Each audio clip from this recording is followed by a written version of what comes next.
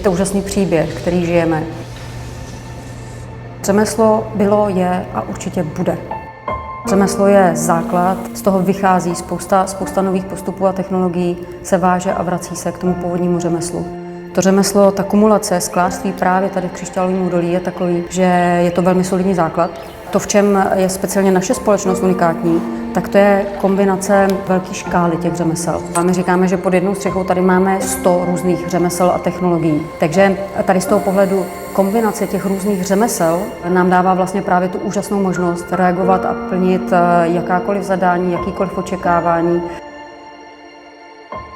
Křišťál je unikátní materiál sám o sobě z pohledu fyziky, z pohledu opticko-estetických vlastností, ale hlavně ten rozměr toho křišťálu je za mě ten, co vlastně dovede nabídnout komukoliv, kdo se s ním setká.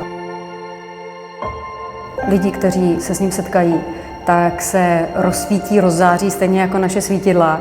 A zkrátka vidíte, jak se usmívají. Takže tyhle ty emoce v momentě, kdy umíme nabídnout, umíme zprostředkovat a umíme si s nima pohrát, a díky tomu se nám daří vlastně být úspěšný a zprostředkovávat takovéhle zážitky po celém světě. Lightkeeper je o velké zodpovědnosti, kterou se snažíme tady realizovat. A my se určitě snažíme být těmi správnými lightkeepery a těmi, kdo ten odkaz se snaží posouvat, rozvíjet a udělat z něj udržitelný, rozeznatelný symbol, ať už nás, republiky, anebo všech těch lidí, kteří tady historicky tímhle odkazem žili a žijí.